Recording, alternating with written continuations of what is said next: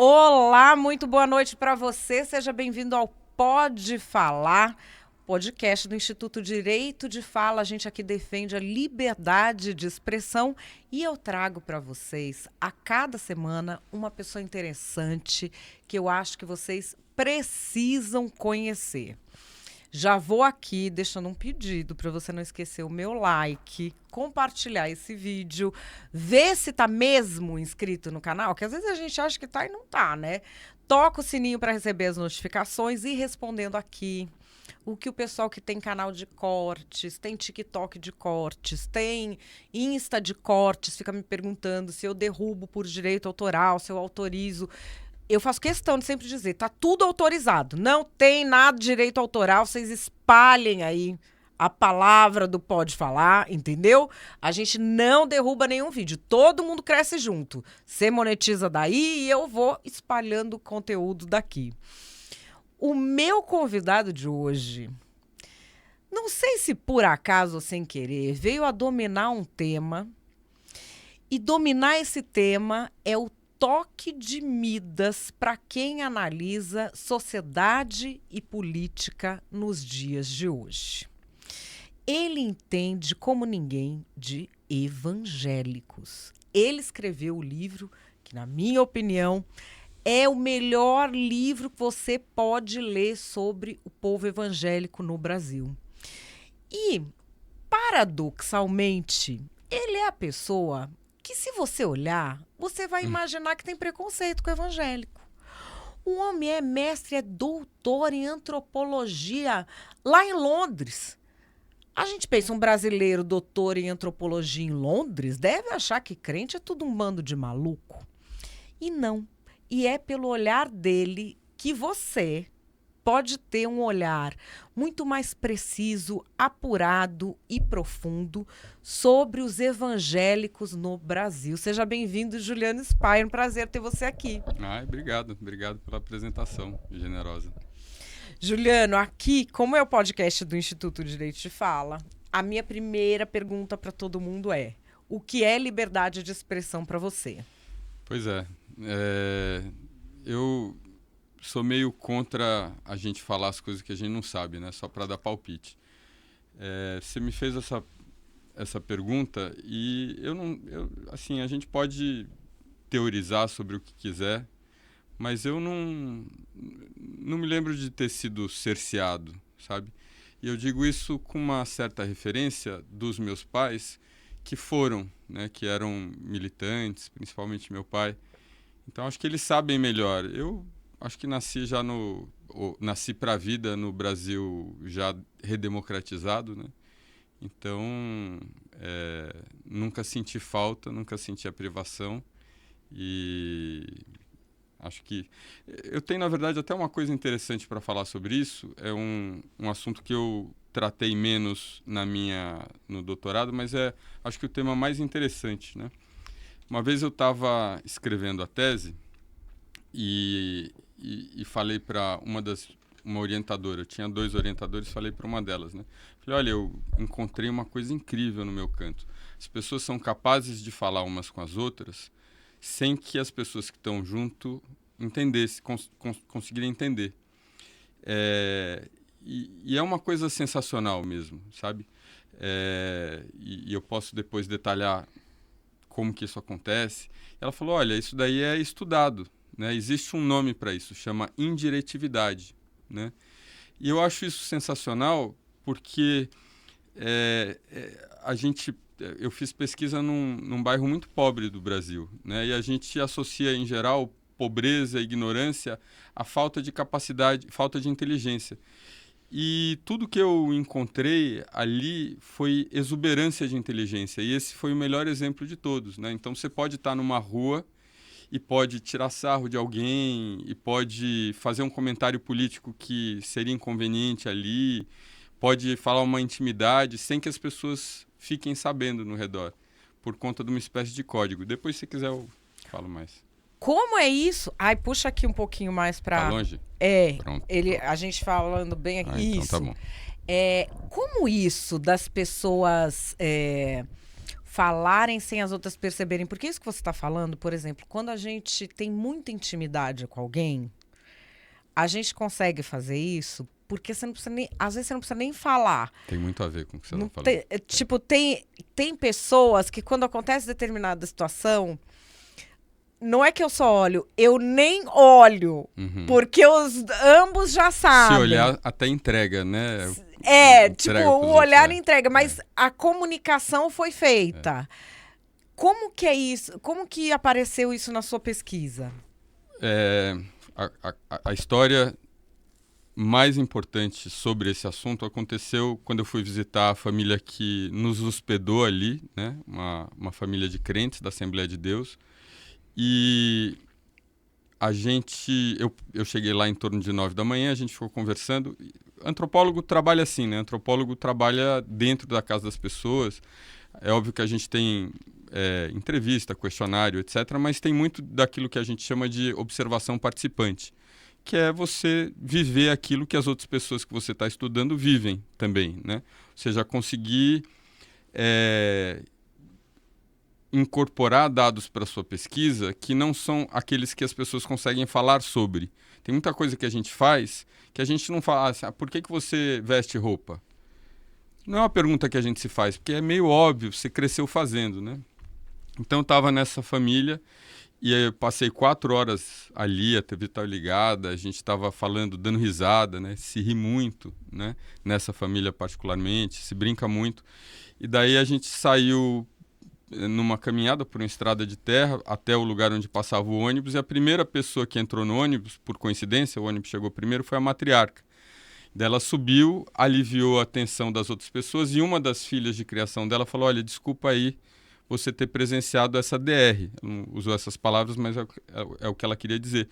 E eu não tinha me dado conta que havia uma DR acontecendo. E daí depois eu fui perguntar, e no final das contas, uma das filhas dessa matriarca, eles eram todos crentes da Assembleia de Deus, ela tinha desprezado um rapaz, um pretendente. E depois ela mudou de ideia, mas o pretendente já estava namorando outra pessoa. Isso é sério na Assembleia de Deus, né? E as irmãs todas deram cobertura, ou seja, essa matriarca se sentiu profundamente traída. E eles estavam falando sobre isso, só que eu estava presente. Então, eles, usando essa tecnologia da comunicação, que os antropólogos chamam de indiretividade, tinham tido aquela conversa toda que tem várias finalidades, né? Então, uma das finalidades é você ver dentro desses espaços, o seu prestígio é muito importante. Então, o que os seus vizinhos sabem sobre você é uma coisa que você precisa controlar. Então, essa é uma aplicação, é um lugar também, é uma maneira de você falar com outras pessoas que são também trabalhadores pobres dentro da casa, quando você, enfim, quer falar alguma coisa que está acontecendo, mas não é conveniente falar para os outros entenderem, né? E é uma tecnologia de linguagem que envolve, por exemplo, o uso de gírias, atribuição de nomes diferentes para as pessoas. Então, em vez de eu falar da Madeleine, eu falo do UOL. Chegou aí o senhor UOL. E aí já se sabe que o senhor UOL é a Madeleine. E tem então você fala mais rápido, ou você tira a emotividade da linguagem. Então você fala uma coisa de uma maneira neutra, mas sabendo que enfim, a pessoa que ouve entende que você está bravo, né, com ela. E é uma tecnologia de comunicação. Tecnologia eu uso que não tem nada a ver com telefone, né? Tecnologia é uma maneira de fazer alguma coisa que acontece quando você tem, na antropologia, né, uma sociedade equalitária, assim, onde as pessoas são basicamente iguais, não tem rico ou pobre, junto com uma outra sociedade que é bastante verticalizada. Então, pensa uma situação de um povo que foi dominado política e de uma maneira bélica por outro, né? E você tem que prestar muita atenção no que você fala, com quem você fala, as pessoas estão ouvindo, elas te denunciam, e esse tipo de comunicação emerge, né? Ou seja, usar a palavra código não é correto, porque código implica que você tem só essa maneira, né? Em vez de falar A, você fala B. Mas é uma quantidade de possibilidades de maneira que as pessoas nem sabem que elas estão fazendo. Isso é tão incrível, a indiretividade, que ela é um segredo a céu aberto, ou seja, todo mundo sabe e usa, mas nem tem um nome para isso, né? Para usar essa tecnologia, né? E é incrível, é bonito de ver mesmo, porque é uma sofisticação. A gente acha que eles são ignorantes, e não, ou seja, a inteligência humana é profundamente democrática. Você não precisa rico ou pobre, você pode ser muito inteligente, brilhante, às vezes, inclusive, na diversidade, a sua inteligência brilha mais, né? Isso que você está contando para gente, olha, o livro do Juliano chama O Povo de Deus. É um livro que já tem alguns anos. Eu devia ter trazido o meu para mostrar, porque eu marco as coisas que eu leio. O meu tá todo cheio dos post-it que eu marco o que é o quê. Porque depois, quando eu quero voltar para ler um pedaço que eu lembro que está no livro, eu já marquei ele com post-it, já escrevi, enfim. É um livro que a gente está falando. Juliano, doutor em antropologia, fez isso, fez aquilo. Você vai falar, mano, não vou ler esse livro, Povo de Deus. Gente, o trabalho de antropologia, para quem não é familiarizado, não sei se todo antropólogo faz assim, não, na verdade, mas você traz histórias. Então ele vai trazendo histórias, uma atrás da outra. Não é aquelas coisas da teoria do não sei o quê, do não sei o que lá, que você já tá, meu Deus do céu. Não, são histórias boas. Boas porque não são as óbvias. Você não vai achar nada óbvio ali. Eu queria saber como é que você se meteu a estudar crente. Como é que você se meteu a estudar evangélico? Por quê? Que não é algo que a gente vê as pessoas estudarem, vamos dizer, com esse olhar que você teve antropológico, da abertura mesmo, de entender, de saber quem é. Não é comum a gente ver. Então, eu não sou evangélico, nem sou religioso. Dentro dessas conformidades, né? Não tem uma igreja. A minha família, ao contrário, vê a religião com muita antipatia a princípio, né? Um certo desdém que é comum, enfim, do círculo social, né? Esquerda, uspiana, enfim, a religião é muito mal vista. Qualquer religião, né? Assim, em geral, no nosso espaço, na Faculdade de Filosofia da USP, se você tem algum tipo de crença, a não ser que seja uma coisa bacaninha, né, assim, tipo I Ching ou astrologia, né? Fora isso, vai mudando, né? Que é I Ching, astrologia, budismo, umbanda. Aí faz um rodízio. Aí, agora tá a fase umbanda. Isso eu falo muito à vontade, porque todo mundo da classe... O pessoal acha que umbanda é religião negra. Umbanda é brasileira de branco, tá, gente? De rico. Minha mãe... É verdade. Você sabe que eu sou batizada na umbanda? Não, sabia. Sou batizada. Minha mãe foi casada na umbanda. Minha tia foi alorixá de umbanda. Todos brancos de classe média de Pinheiros, amores. É isso aí. É isso aí. Aí eu tava nessa fase. Aí agora já deu a volta toda. Eu tava falando agora tá na moda de novo. Vai lá o pessoal e fala, não, minha mãe de santo, não sei o quê. Gente, todos os brancos da geração anterior de vocês, todas as granfinas, madame dos anos 70 eram da Umbanda. Eu tava falando com um amigo, a gente vai ficando um pouco mais velho, né? E alguns amigos se destacam. Tem um amigo que é cineasta, chama Jefferson D. Um cineasta importante dentro da geração dele, e ele estava reclamando esses dias que no terreiro que ele frequenta só tem branco, né? É isso. Porque é de Umbanda, amor. Enfim, vamos... não, mas agora é que quando começa essa onda, né, de uma religião ficar na moda, você tem essa invasão, assim, dessa elite nessa religião. Ou vamos dizer, nessa crença que o I Ching é um jogo, runas e não sei o quê. Tarô. Mas assim, tarô. Mas assim, fora isso, e assim, tu fala religião, qualquer uma. Se o cara realmente frequenta, acredita, vai ao templo, obedece preceitos, na USP é um preconceito do caramba, né? E na faculdade de filosofia, várias vezes mais, né? É curioso, porque tem um aspecto religioso disso. O Richard Dawkins, que é esse cara anti-religião, né? Você sabe quem que é o Dawkins? Sei.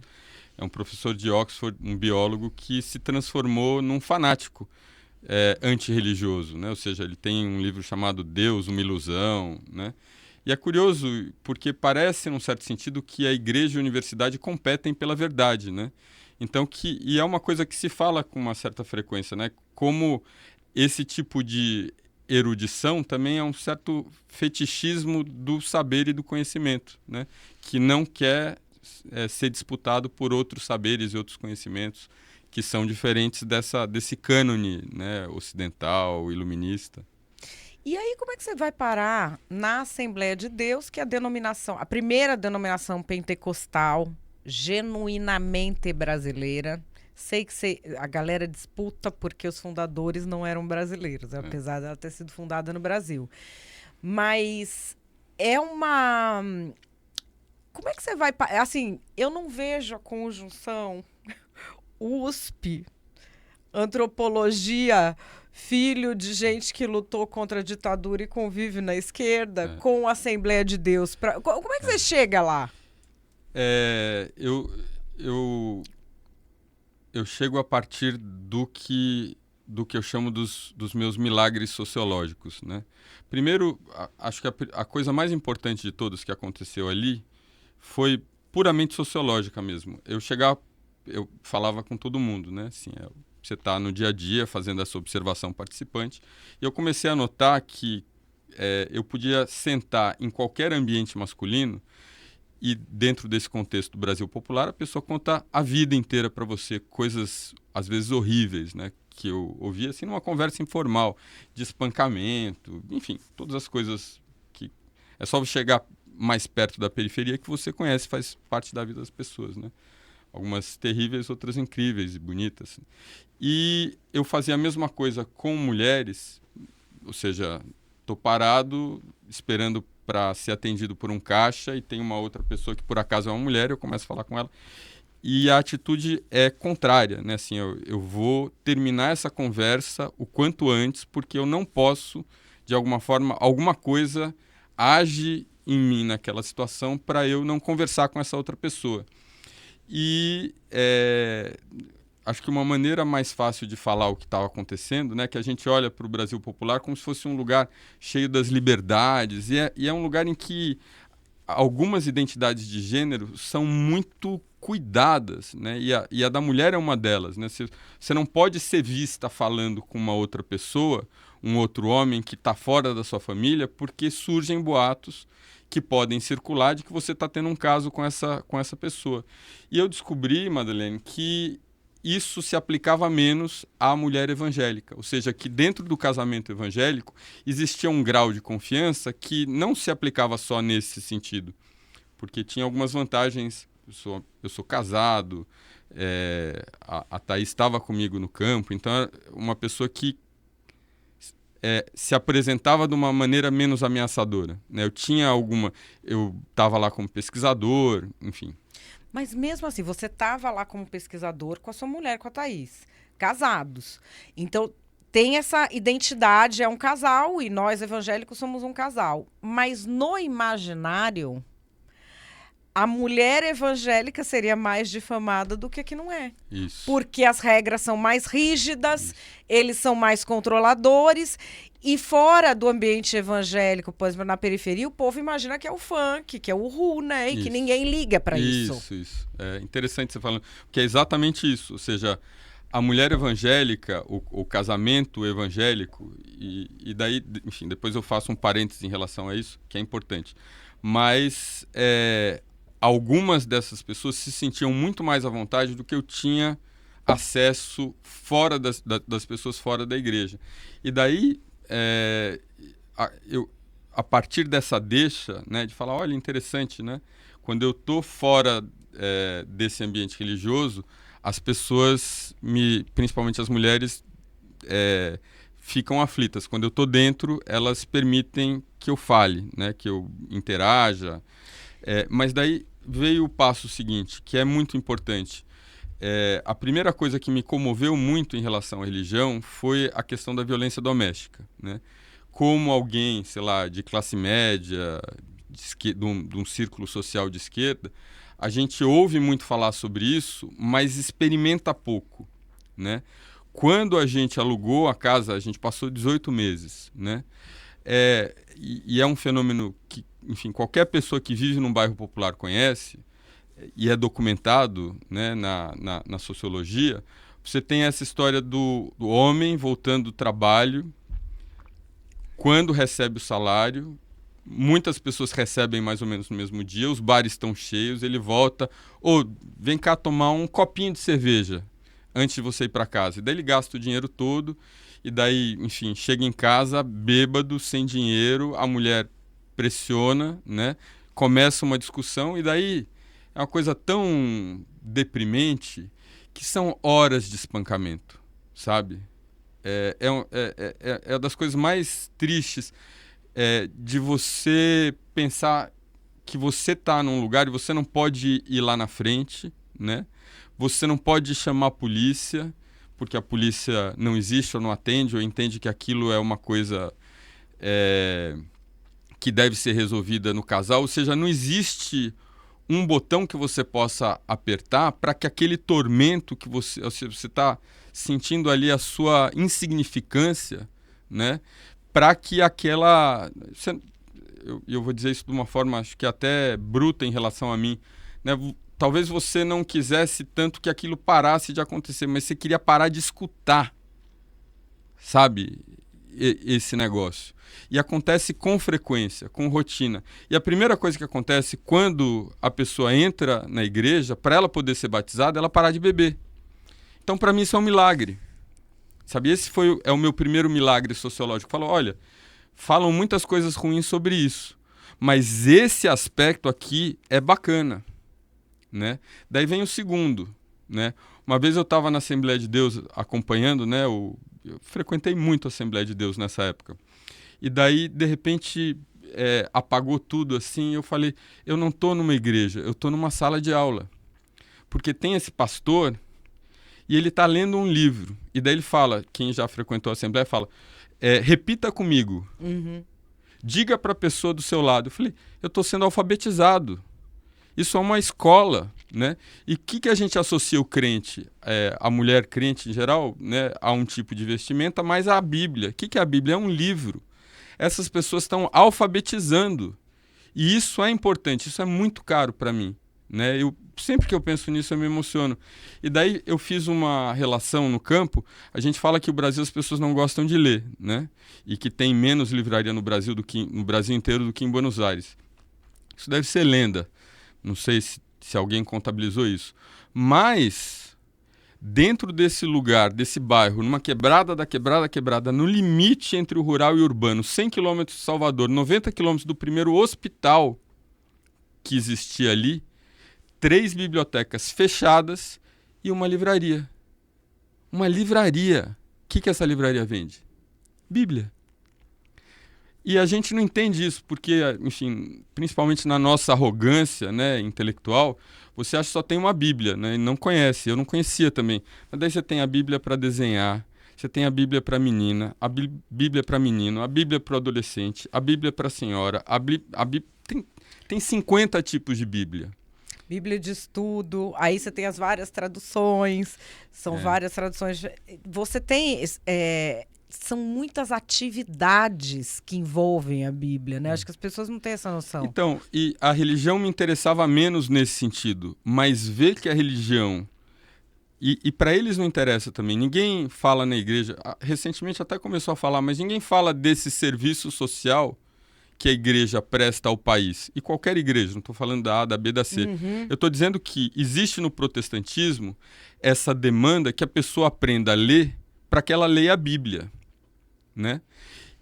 Nessa Assembleia de Deus que eu frequentei como pesquisador, tinha lá a plaquinha, né? Fala assim, escola para alfabetização de adultos, à noite, nos dias tais, né? E esse é um serviço bonito para o país, né? O crente lê, sabe? E a partir da leitura, eu conheci várias pessoas assim, eles começam lendo a Bíblia e vão para outros livros. Sim. Né? Quem que ia para a universidade, ainda essa universidade privada, né? Porque muitas vezes não só não tinha escolaridade para entrar na universidade pública, como se sentia maltratado na universidade pública, porque vem com todos os elementos de identificação de pobre, né? Primeiro, é negro ou da pele mais escura, não se veste da maneira como as pessoas gostariam de ver que ela... E daí, mesmo a pessoa, eu conheci alguns casos, né? A pessoa que entra na Universidade Federal se sente muito mal ali, né? Porque ela entra e acendem todas as luzes vermelhas. Ó, tem alguém estranho aqui. Alguém que não veio da escola privada, alguém que não lê os livros certos, alguém que não cheira da maneira certa, alguém que não se veste da maneira certa, e essa pessoa é colocada de lado. Mas a maior parte das pessoas que iam na universidade, que iam para a universidade, que eram alunos universitários nesse bairro, eram filhos de evangélicos. E isso para mim é comovente, né? E a terceiro milagre sociológico que eu chamo, né? O nome é meio bobo talvez, mas com relação a cuidar de pessoas que são ou dependentes de substâncias ou são pessoas ligadas ao crime, né? Uma vez eu estava com um amigo querido que tinha sido do crime, conversava muito comigo sobre isso, lá na Bahia. E daí uma vez a gente estava nos fundos da Assembleia de Deus e a gente está chegando assim perto da igreja e tinha uma mesa grande com uns 15, 20 homens. Ele falou assim, todo mundo do crime.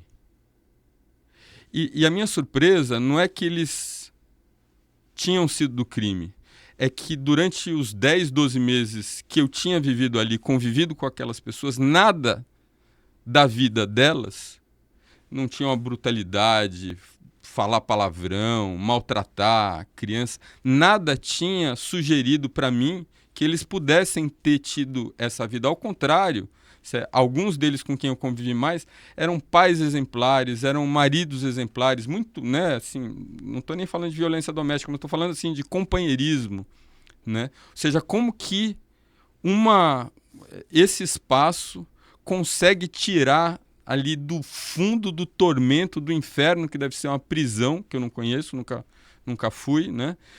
E transformar essa pessoa que foi brutalizada do lugar onde ela estava, depois pelo tipo de trabalho que ela tinha e depois vivendo na prisão, como é que ela consegue trazer essa pessoa de volta para a sociedade? É um milagre, sabe? As pessoas ouvem essa defesa que eu faço, às vezes emocionada, desse tema da religião, mas para mim não tem necessariamente... Eu acho a religião comovente, né? Quem entra na Assembleia de Deus naquela janela de 1 hora, entre as 7 e as 8, antes do culto começar, quando as pessoas estão chegando, e você vê as pessoas chegando ali e ajoelhando no chão, e colocando o cotovelo na parede, e começando a conversar com Deus e começando a chorar, não tem quem não ache isso comovente, e ache que, sei lá, independente do que esteja acontecendo ali, é genuíno, né? Forte, é bonito, é importante para as pessoas que estão ali. Mas, para além disso, né? Essas igrejas estão fazendo coisas que a esquerda não consegue fazer hoje, por qualquer motivo, né? E a gente precisa, eu acho que, primeiro, se dar o trabalho de chegar ali e depois ouvir mais do que falar, né?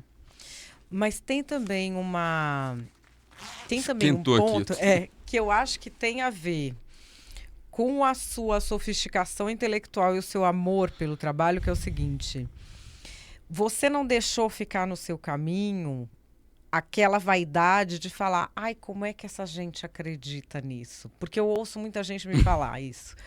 Mas tem um outro degrau, que é uma sofisticação intelectual, que religião não é acreditar. Religião é fé. Se você acredita, você não tem fé. Quem tem fé, não precisa acreditar. Acreditar é convencimento. É um outro departamento da mente, da alma humana.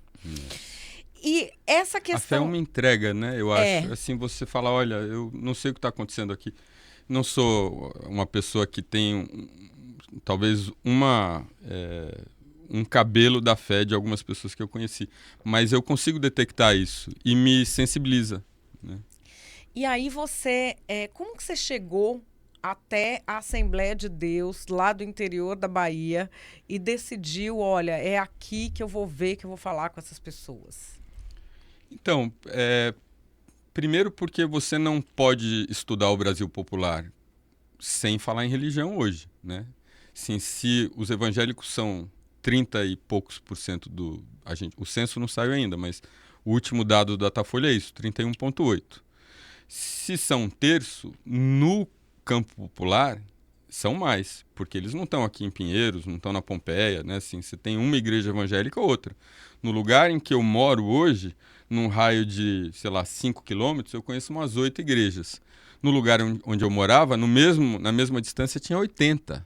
Né? Tinha uma igrejinha católica, 9 terreiros de candomblé e mais de 80 igrejas evangélicas, de todos os tipos, tamanhos, né? Desde a igreja de bairro, que tem só aquela, até os grandes, né? Universal, Assembleia, Deus é Amor, etc.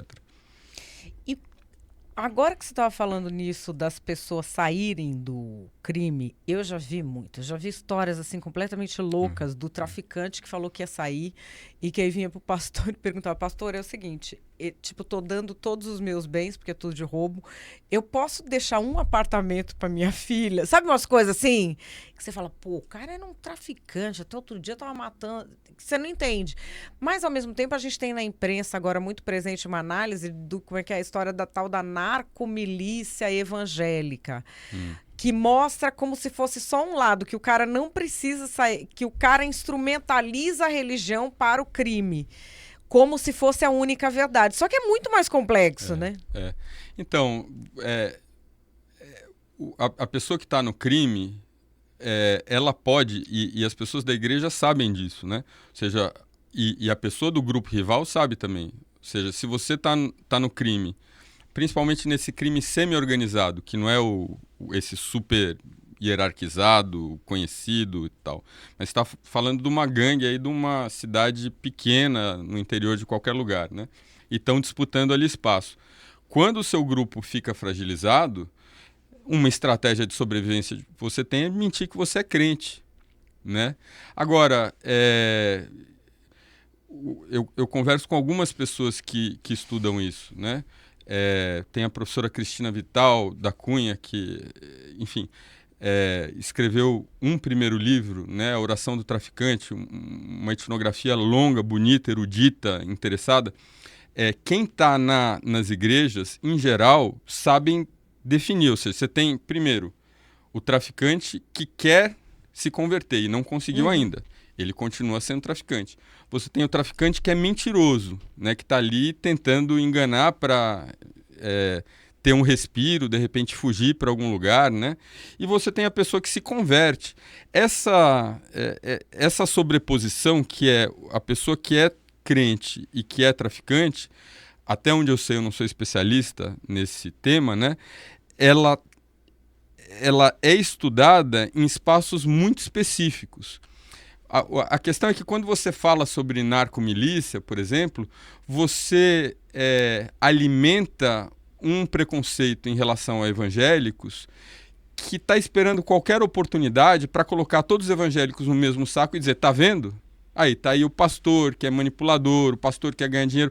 E tudo isso é verdade, tudo isso existe, mas existe mais do que isso, né? E o meu esforço tem sido de mostrar isso, né? Talvez até muito ingenuamente, mas de uma maneira íntegra, pelo menos, né? Ou seja, o que eu falo, o que eu escrevo, é filtrado pelo que eu considero que existe, né? Que é real.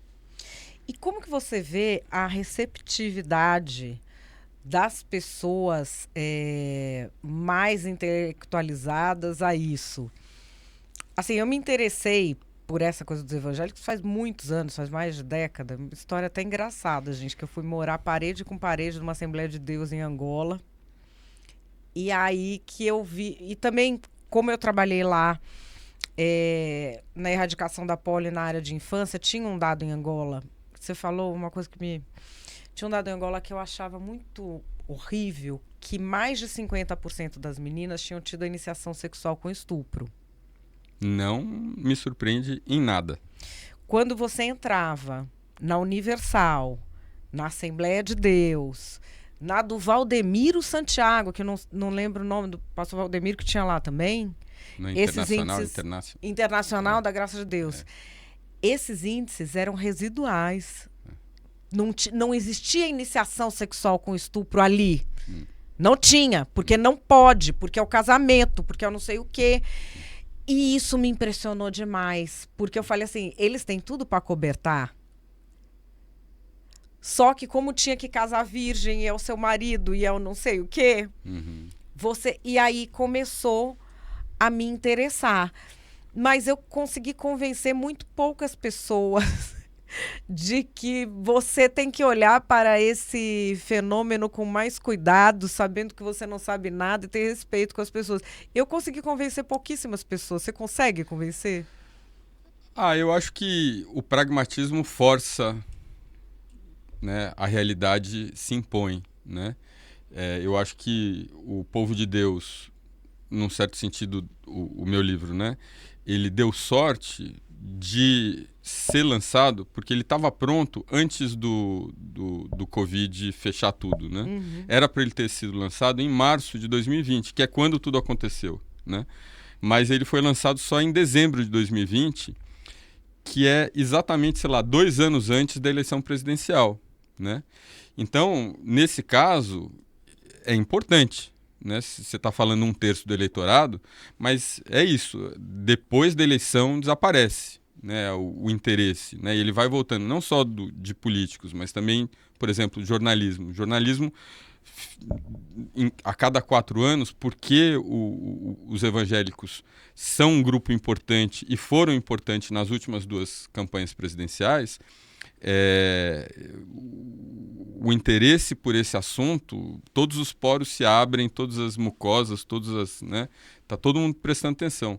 Mas depois, enfim, acho que é mais cômodo, né? É mais cômodo você ficar dentro do seu espaço e acreditar no que você acredita mesmo, enfim. Porque dá trabalho fazer esse processo. E acho que, num certo sentido, as pessoas têm razão, né? O que eu convidaria todo mundo a fazer e convido com frequência? Vai numa igreja, sabe? Encontra um amigo crente, sabe? É isso que o Henrique Vieira, e eu respeito ele por isso, né? Numa situação, numa interação que a gente teve, eu perguntei, escuta, mas o que a esquerda precisa fazer para chegar nessas pessoas? Ele falou, primeiro, tirar a cartilha, colocar a cartilha debaixo do braço e escutar. Primeira coisa, né? Depois ele falou, e para mim ecoa muito, ele falou, olha, a gente abre mão de algumas palavras que são importantes. Por exemplo, nos círculos da esquerda, né? Amor. Amor é brega, né, pra gente. Não, esse negócio de amor, que besteira de amor. Jogou fora uma palavra importante, né? Família. Não, família, patriarcado, é terrível, etc. Você vai ficar com o quê para falar com essas pessoas?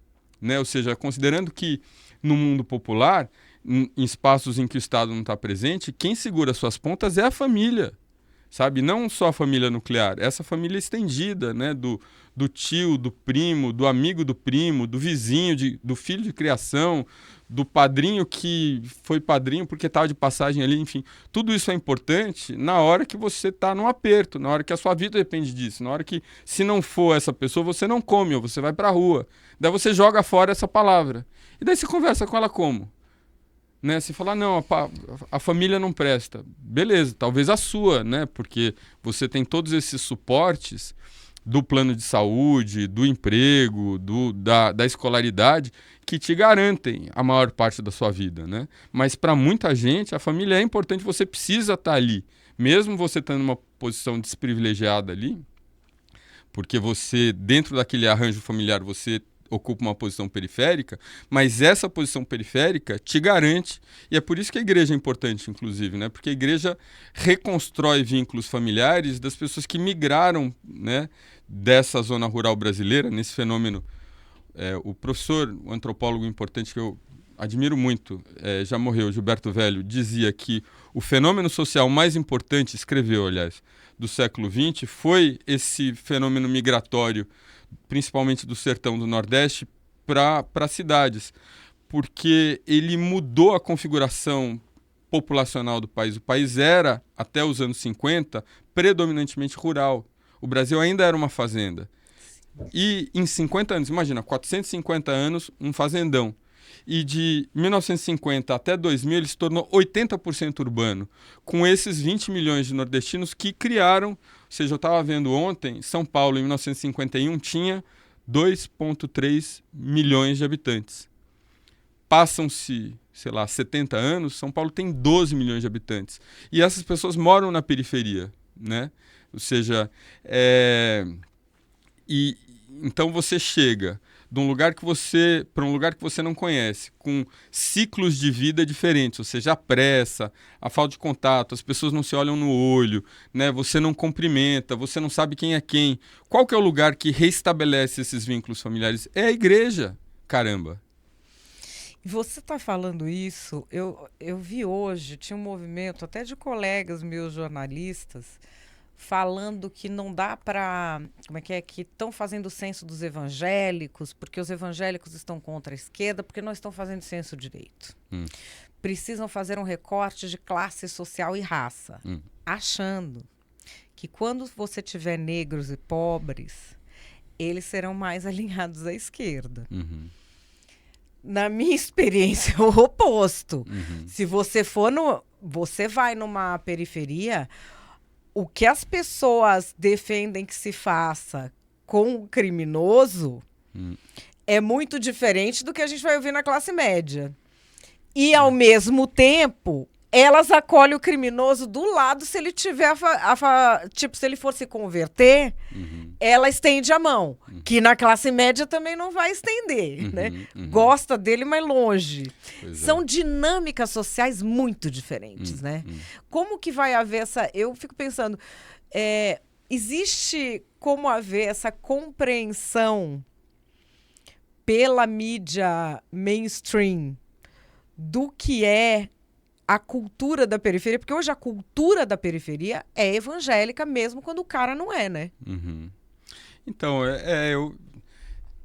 eu tenho uma vida anterior no campo da comunicação digital, né? Assim, quando eu saí da universidade, eu estudei História. Eu não sabia o que eu queria fazer, estudei História, enfim, parecia uma coisa meio neutra. Mas na hora que eu saí, a internet aconteceu no mundo, né? Começo dos anos 90. Não sei se as pessoas que estão acompanhando sabem, o primeiro hub da internet no Brasil foi na USP, né? Na Faculdade Politécnica. Tinha um lugar lá... Do Demigetico.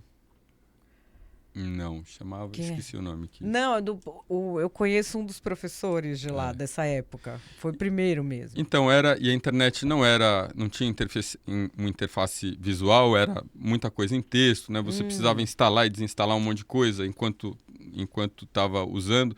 Era principalmente... A internet funcionava como um espaço para e-mail e para murais de mensagem, para discussões públicas, né? E aquilo me encantou tanto que eu me converti e me tornei um profissional desse espaço. Não sei por que eu estava falando isso. Qual que era o... Se você acha que a gente vai conseguir levar para a mídia mainstream vamos dizer, uma visão mais aprofundada do que a cultura da periferia hoje é evangélica, o vocabulário, a mentalidade. Não, eu entendi. O que eu estava querendo dizer é que é uma coisa que me surpreende sempre, que uma indústria que está estabelecida, por exemplo, jornalismo nos anos 90, né? A Folha esteve, em algum momento, num lugar imensamente privilegiado, né? O UOL é um lugar importante hoje, mas quem não viveu nos anos 80 não tem ideia da importância do UOL. O UOL era muito mais do que um espaço de notícias sofisticado, interessante que é hoje. O UOL era o lugar que tinha salas de bate-papo do UOL que eram infinitas e as pessoas se encontravam, brasileiros falantes de português do mundo inteiro, se encontravam naquelas salas, eram disputadas, era sofisticada. Ou seja, as salas, quando elas chegavam a um número, sei lá, 70, 80 pessoas, ela abria em sequência outra e você frequentava outras salas por conta disso. E tinha essa coisa interessante que foi o que me interessou inicialmente na internet, que era por que pessoas que não se conhecem passavam a falar umas com as outras. Ou seja, você nunca vê alguém chegando na rua para você, oi, tudo bem, quero ser seu amigo. Mas na sala acontecia, e ela estava lá justamente por isso, né?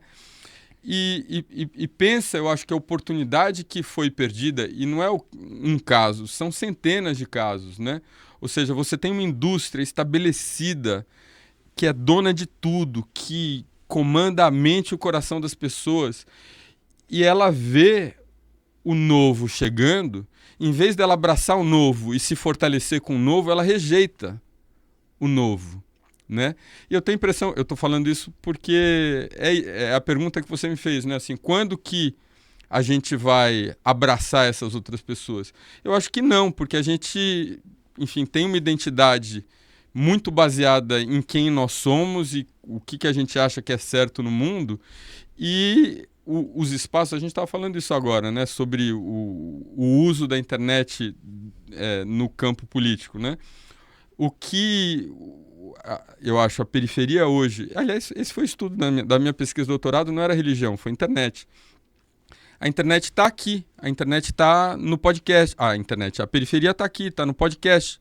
Que, enfim, é o espaço em que existe ali para quem está fora do mainstream hoje. Agora, quanto tempo vai durar esse mainstream? Né? Ou seja, quanto tempo esse tipo de broadcast, né? Dessa de comunicação de um para muitos? Quando a gente começou aqui, o que você fez? Falou, deixa eu falar para as pessoas mandarem pergunta. É isso, né? Tá no bolso, tá presente, é possível, mas você tem o cânone, e o cânone não gosta de ser questionado. Falar assim, olha, existem outros meios de fazer isso ali, mais interessantes, né? Agora, com isso, corre o risco de quem está comandando ser comido por dentro. Eu vejo, por exemplo, na política. Eu lembro um dia que tinha um debate que o Daciolo estava concorrendo. E o Daciolo falou que a primeira coisa que ele ia fazer se ele tomasse posse como presidente ia ser que o país ia parar durante 7 dias e ia orar. E aí eu lembro que todo mundo riu. Mas ele estava repetindo, ele estava conseguindo se comunicar com o crente, atravessando o jornal. Ele tirou a autoridade da mão dos jornalistas, tanto que eu fui entrevistar ele naquele dia e viralizou. Por quê? Porque eu conheço Bíblia. Estudei em colégio de freira. Aquilo é Neemias. Aquilo é uma promessa sagrada que vai levar o povo ao seu destino divino. Não quer dizer que o Brasil ia parar 7 dias. Ele fez uma citação de Neemias, dizendo que ele pretendia implementar no Brasil o que estava predestinado dos céus. Incrível isso. Discurso da Michelle. Todo o discurso da Michelle, quando eu chego para analisar em algum lugar, eu falo, não é possível que essa mulher passou todas essas mensagens para as pessoas e o jornalismo não pescou, e porque está ridicularizando, está mandando adiante exatamente a propaganda dela. Incrível. E você estava me falando uma coisa que eu não vi do BBB. O BBB teve isso também, né? Essa semana eu recebi o Davi. Eu gostaria de acompanhar o BBB, mas para mim é tão impactante tudo que me incomoda, e daí eu prefiro saber quando chega alguma coisa, né? Mas um desses meninos, um negro baiano, Davi, as pessoas devem estar rindo do outro lado porque percebem o quanto eu não tenho familiaridade com esse assunto, eu não tenho mesmo. Não, né? Aqui, por exemplo, eu não gosto porque o morno se vomita. Então é o seguinte, eu não vejo Big Brother. O meu reality show era a Casa dos Artistas do Sérgio Malandro. Sensacional. Você lembra? Então, se não é pra... Eu sou assim, ou é ópera ou é DNA do Ratinho. Não me venha com esse cozidão de endemol, de não sei o que eu não tenho paciência. Então, eles já sabem que aqui não. Aqui nós queremos baixaria de verdade. Eu quero baixaria compilado DNA do Ratinho. Eu assisto. Agora, Big Brother, não. Então, eles já estão acostumados que nós não dominamos. E é importante isso, né? Porque a audiência enfim, não tem muito a acrescentar. Não, é muito... mas ele falou uma coisa... sem citar a Bíblia, né? Ele contou a história de Davi e fazendo comparações ali, né? O Davi, com quem que Davi luta? Quem são as pessoas famosas que chegam aqui? E se colocou de uma maneira que quem estava do outro lado entende, sabe? Ou seja, não só entende, como fala para o coração dessas pessoas. Eu escrevi essa semana, né, no jornal, como você joga fora o que é a Bíblia para essas pessoas. Que a Bíblia, assim, é incrível como pessoas até com uma escolaridade muito limitada são eruditos nesse campo da Bíblia. E daí você abre mão dessas referências, né, dizendo que aquilo dali é besteira, é religião, enfim, controle da mente. E essa é a maneira como a pessoa usa para interpretar, para olhar o que está acontecendo, para falar, entendi, né? Bacana, você você pensa um personagem bíblico e daí você pode resumir a sua comunicação a isso. E a gente está falando da indiretividade, é isso. Ou seja, se você fala de Esther numa conversa intelectualizada, você não, Esther, quem que é Esther, né? Agora, quem leu sabe quem é, e você pode, com essa palavra, resumir o que você está querendo dizer. Entendeu? E a Michelle usa muito Esther. Cada vez que o varão dela faz uma pataquada, ela lança um Esther e a imprensa nunca pegou. Uma coisa que eu vejo, Juliano, que eu acho que é um conceito que eu acho que é importante a gente falar, porque as pessoas não sabem o que é fora do meio evangélico, que é a história da mulher ajudadora do marido. Eu vejo muita gente, acho que por falta de complexidade intelectual, confundir isso com feminismo ou com machismo, sendo que são coisas apartadas, né? Eu acho que elas brigam muito, porque a questão do feminismo, eu acho que ofende a mulher evangélica em geral, é, de novo, bater a família, né? Brigar com a família, né? Então, dentro dessa lógica feminista que em muitos ela habita a classe média, você pode se separar e ter uma vida autônoma, porque a sua vida permite isso, né? Quem vive num espaço em que a família é o que te faz sobreviver, essa ruptura custa caro, né? Principalmente num lar evangélico, né? Ou seja, custa caro em prestígio, custa caro economicamente, custa caro... Ou seja, se você não tiver essa parceria da família, quem que vai cuidar do seu filho quando você e o seu marido estiverem trabalhando? Entendeu? Então, e acabou entrando dentro desse debate das guerras culturais, mas é incrível como tem sobreposições, né? Ou seja, eu acho que é difícil uma feminista não reconhecer o quanto, se você falar em feminista, você pode pegar a professora Cláudia Fonseca, por exemplo, que é um especialista, eu acho que é o principal nome hoje, né? Ou seja, ela está uma professora titular da cadeira de antropologia que estudou o tema do Brasil popular bastante, tem publicação, um livro, inclusive. O capítulo que ela escreveu no livro da professora Mary Del Priore sobre a mulher popular, essa mulher é uma guerreira sobrevivente, ela sai na porrada, sabe?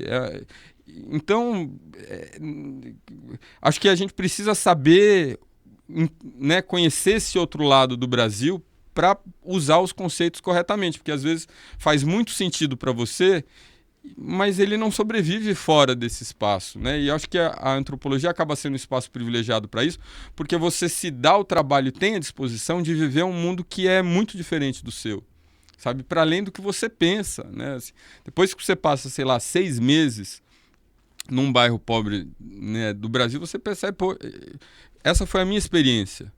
Falei, eu tenho aqui 40 anos, cheguei no Brasil.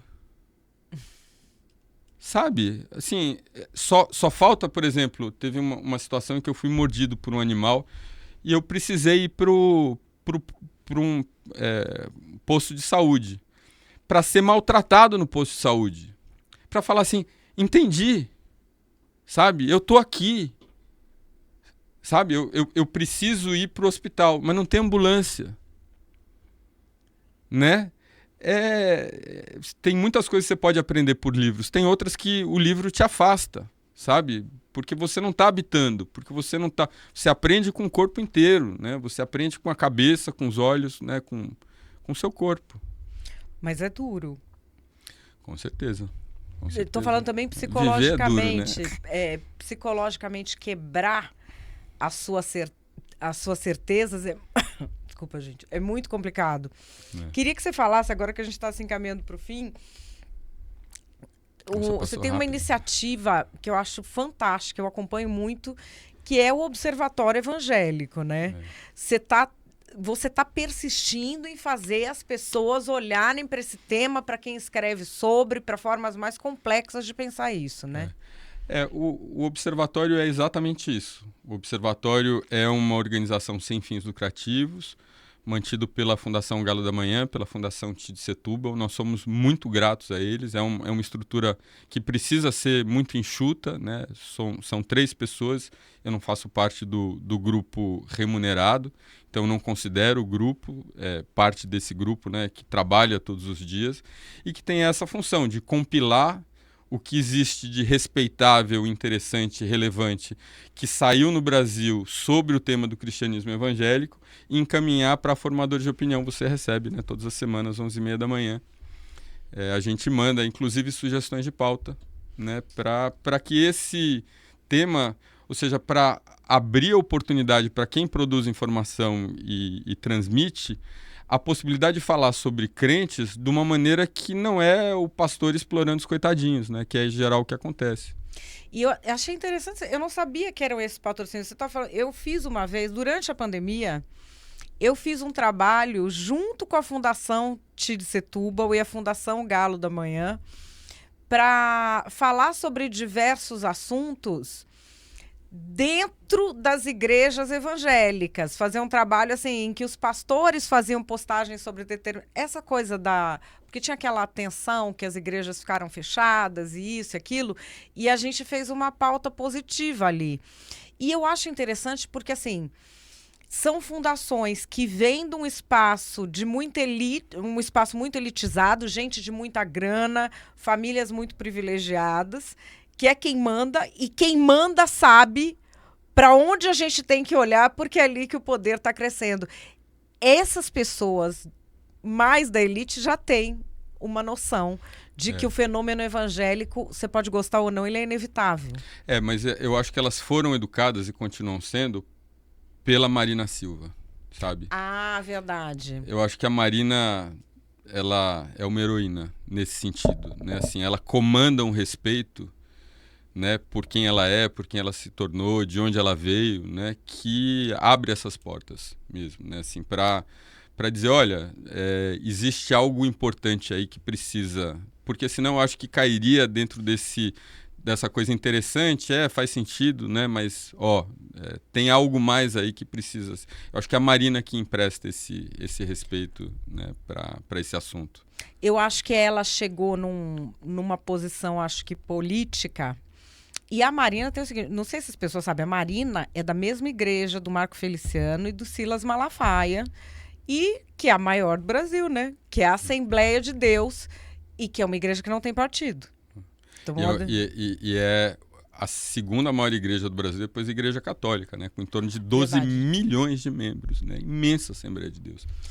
E diversa, né? Porque a Assembleia de Deus tem desde a que não pode cortar o cabelo até das meninas de cropped, né? Tem de tudo. Eu só frequentei aquela do meu campo, então... Não, acho que as pessoas não sabem, mas a Assembleia de Deus, ela não é uma coisa una. Ela é dividida em ministérios, né? Que tem Ministério Belém, Ministério não sei o quê. E as regras são específicas de cada um, porque ela é muito grande, né? Até os anos 90, não. Até os anos 90 ela era uma, né? Depois que ela foi se fragmentando, enfim. Agora tem a história dos ministérios. Mas eles tentam manter uma certa unidade, né? Você tem tentativa desses principais pastores, né? De juntar e conversar sobre temas comuns. Para a gente terminar, eu queria saber de vocês. Quem está vendo a gente quer entender o universo evangélico, eu recomendo o livro dele para você começar. Você vai ter vários insights que você vai ver ali. Não, isso é verdade, porque a pessoa vai lendo as histórias, você vai ter vários insights. Mas o que a pessoa faz para se despir do seu preconceito e entender que é uma revolução, não é uma revolução religiosa, é uma revolução cultural que acontece no Brasil? O que a pessoa faz? Olha, eu acho que a gente convive mais com crente do que a gente sabe, né? Principalmente nesses círculos de classe média, existem pessoas que, porque sabem que esse assunto é um assunto que é tratado de uma maneira indelicada, né? Enfim, elas escondem que elas fazem parte de igreja, ou se sabe, mas é um assunto que não é muito tratado, falar, beleza, né? Eu acho que abrir conversas com essas pessoas, sempre que me perguntam isso, eu sugiro, eu acho que é um caminho possível, frequentar, por exemplo, ir quando quiser, na IBAB, né, do pastor Ed René.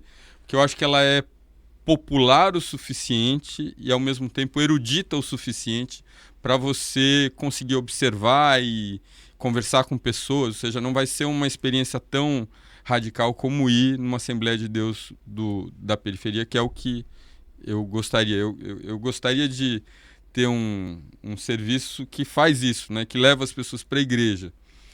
Não para que elas se convertam, né? Mas para que elas vejam e entendam aquelas pessoas, em vez de ficar sabendo pela televisão, né? Quando a gente fala em evangélicos no Brasil, você pensa no Edir Macedo, no Bispo Macedo, no Feliciano e no Malafaia.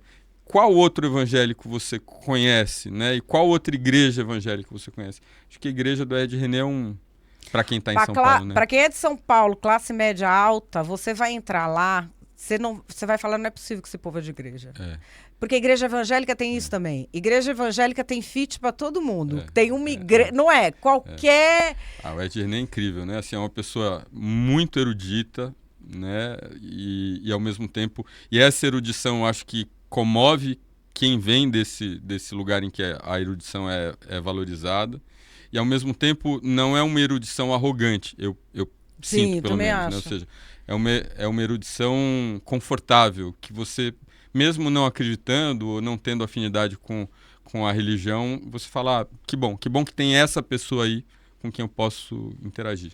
Ele é meu amigo, então, sabe, todos os meus podres. Eu briguei na igreja católica, fiquei 4 anos indo na IBAB. Então, assim, eu sou suspeita para falar. Mas eu... E pode ir direto pela internet, porque a IBAB transmite. Mas eu acho que ir. Não, mas um primeiro passo, de repente. Primeiro passo, ver. Agora, a igreja da portinha do lado da sua casa. Eu moro em Cotia, adoro. Sabe essa igreja? Que a igreja é embaixo, a casa do pastor é em cima? Eu vou em todas, porque eu ajudo, eu vejo, não sei o quê. Eu não vejo como uma pessoa pode analisar a sociedade brasileira sem ter a experiência de ir lá conversar com alguém que, por exemplo, que teve sempre uma profissão subalterna na vida e ali ela é preletora e ela é uma rainha ali. Eu não sei como a pessoa pode analisar sem ver isso, sem ver o cara que ele conserta pneu, toma xingo, ou é frentista, ou é não sei o quê, mas à noite ele bota o terninho, ele é o pastor, ele é uma liderança. É o diácono, né? O diácono, o presbítero, eles têm... essa realidade é algo que eu acho que a gente precisava começar... Essa sua ideia das visitas é boa, hein, Juliano? Quem sabe a gente não... Eu acho que seria uma... E tem muita gente que pode fazer isso, né? Acho que até muito melhor do que eu. Mas eu acho que não é uma coisa pessimista que eu vou dizer, mas é difícil você conseguir furar a bolha, né? A bolha te protege e os tempos são estranhos e tem muita violência. A gente anda muito cuidadoso com o que fala, com quem fala, para onde fala, né? Porque as coisas se perpetuam na internet. Eu me sinto sempre... tem essa expressão pisar em ovos, né? Eu me sinto pisando em minas todas as vezes, né? Porque imagina, política e religião e costumes é o assunto que eu vivo hoje, né? Não só no observatório, mas meu trabalho na Folha, meu trabalho na Nos Outros.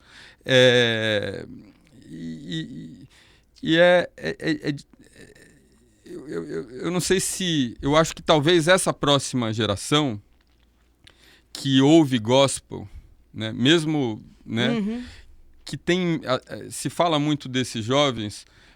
falando sobre a maneira como eles percebem a sexualidade, que é diferente, mas eu acho que isso se aplica também a outros fenômenos culturais, inclusive a música gospel. Talvez essa juventude consiga fazer essa entrada, né, essa ponte para entrar via internet, via TikTok, né, pela música gospel, que é um fenômeno no Brasil. A música gospel é o segundo gênero mais ouvido no Brasil, né, depois do sertanejo, para, enfim, que a gente perca esse medo e consiga entrar dentro das igrejas e ali, enfim, olhar para esse grupo grande, importante.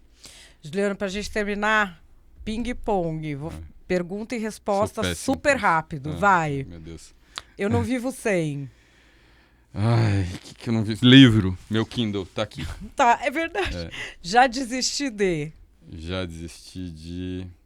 Acho que eu não desisti ainda de muita coisa, não. Continuo insistindo em falar com quem não acredita, né, em religião. Ainda estou firme ali na minha... me sinto um pouco religioso nesse sentido. Um medo. Um medo do Jair. Um arrependimento. Não ter estudado antropologia antes. Eu estudei história. Um sonho. Ganhar um pouco melhor. Quem é Juliano Spaer? Sou eu. Adorei!